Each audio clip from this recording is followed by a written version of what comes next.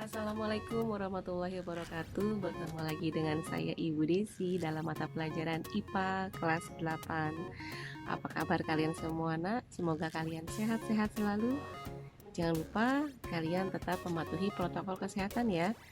Sering mencuci tangan pakai sabun, kemudian juga menjaga jarak dan juga memakai masker ketika kalian keluar dari rumah. Baik, kita lanjutkan materinya. Ya, kali ini kita akan masuk ke bab sistem pencernaan manusia. Untuk yang pertama, kita akan mempelajari mengenai nutrisi ya atau makanan. Ya, tentunya ya manusia atau kita sebagai makhluk hidup membutuhkan makanan sebagai energi utama ya. Nah, di sini energi kita ini dihitung dalam bentuk kalori ya. Nah, di sini kalian bisa lihat di halaman 159 ya, dimana 1 kilokalori itu sama dengan 1000 kalori sama dengan 4200 joule ya. Jadi untuk melakukan sebuah energi atau melakukan sebuah kegiatan kita itu diperlukan kalori ya. Nah, kalorinya dari mana? Kalorinya itu tentunya dari asupan makanan yang kita makan ya. Nah, di halaman 161 bisa kalian lihat di situ ada jumlah kalori yang dibutuhkan dalam per kegiatan ya. Misalkan seperti berjalan naik tangga itu dibutuhkan 1100 kilokalori, berlari 570 kalori dan lain-lain ya. Bisa kalian simak.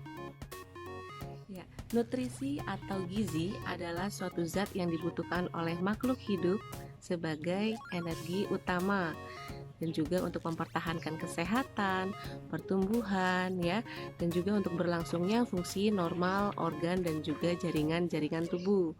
Jadi maka dari itu kalian membutuhkan nutrisi tidak hanya karbohidrat ya, tetapi ada 6 yaitu karbohidrat, lemak, protein ya, vitamin, mineral dan juga air.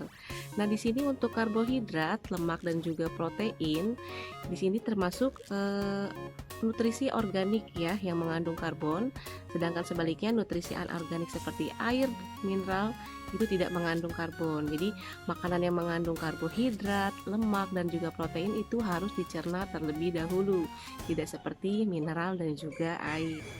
Ya, kita mulai dari karbohidrat. Karbohidrat adalah sumber energi utama bagi tubuh, di mana 1 gram karbohidrat ini akan menghasilkan 4,1 kilokalori ya.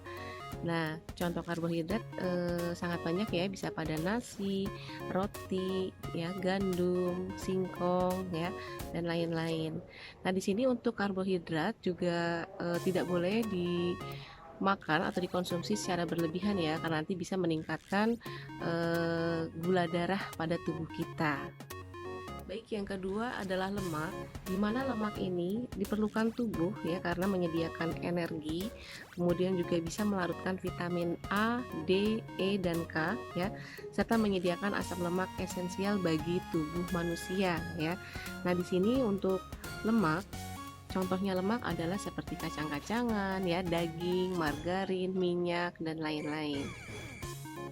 Ya, selanjutnya adalah protein. Fungsi protein adalah sebagai sumber energi, kemudian juga untuk pertumbuhan, untuk mengganti sel-sel tubuh yang rusak dan juga sebagai pembuat enzim dan juga hormon ya, dan untuk pembentuk antibodi atau sistem kekebalan tubuh. Nah, di sini protein merupakan molekul besar yang terdiri atas sejumlah asam amino. Jadi asam amino terdiri atas karbon, hidrogen ya, oksigen, nitrogen ya, dan bahkan kadang-kadang ada belerang. Nah, untuk protein ada 2 protein yang berasal dari hewan atau disebut dengan protein hewani ya, seperti daging ya. Kemudian ada juga protein yang berasal dari tumbuhan atau disebut dengan protein nabati, misalnya seperti kacang-kacangan ya. Nah, selanjutnya adalah vitamin. Nah, vitamin ini berfungsi untuk mengatur fungsi tubuh dan juga untuk mencegah penyakit ya. mencegah penyakit dari tubuh kita. Nah, vitamin ini ada dua, ada yang larut dalam lemak dan ada yang larut dalam air. Dimana yang larut dalam lemak ini ada vitamin A, D, E, dan K, sedangkan untuk yang larut dalam air ada vitamin B dan C. Sangat banyak ya fungsi-fungsi dari vitamin, kalian bisa baca di buku paket halaman 173 ya, fungsi dari vitamin. Ya, selanjutnya adalah mineral ya, di mana mineral ini berfungsi dalam proses pembangunan sel, kemudian juga membantu reaksi kimia tubuh ya, mengangkut oksigen ke seluruh tubuh dan juga pembentukan dan pemeliharaan tulang ya.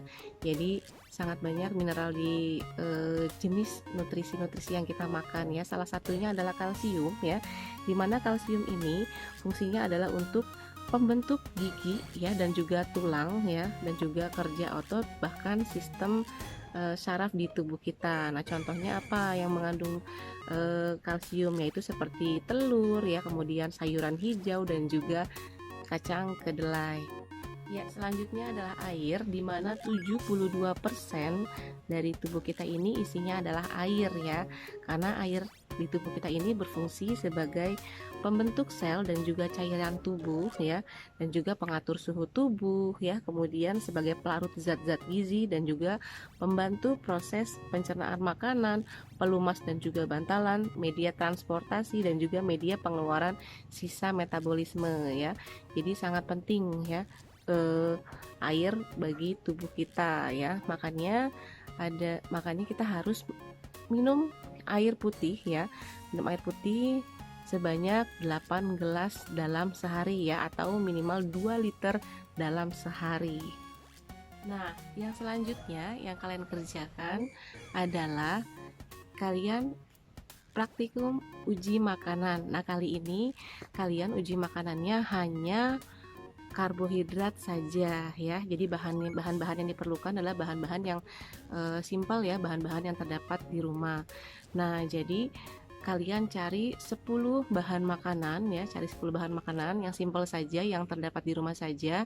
Kemudian untuk cairan indikator untuk karbohidratnya adalah biasanya kan kita menggunakan Lugol. Nah, di sini pengganti Lugol adalah betadin. Jadi kalian bisa menggunakan betadin sebagai indikator dari amilum atau karbohidrat ya. Jadi kalian cari 10 jenis makanan ya. Kalian boleh nasi, boleh tepung terigu ya, boleh biskuit atau boleh roti ya. Pokoknya ada 10 jenis makanan. Nah, nanti kalian cek ya, jadi kalian haluskan dulu makanannya, kemudian kalian tetesi dengan betadin. Perubahan warna indikator amilum adalah biru kehitaman ya, biru kehitaman atau hitam ya. Jadi cenderung ke biru kehitaman, hitam atau coklat kehitaman. Itu terindikasi bahwa makanan tersebut terdapat amilum atau karbohidrat. Jadi nanti kalian bisa cek di GCR ya, atau di Google Classroom IPA kelas kalian masing-masing ya, untuk melihat tabel yang sudah saya sediakan. Baik, sampai sini dulu penjelasan dari saya mengenai nutrisi. Kita akan bertemu lagi di lain waktu di bab sistem pencernaan pada manusia selanjutnya.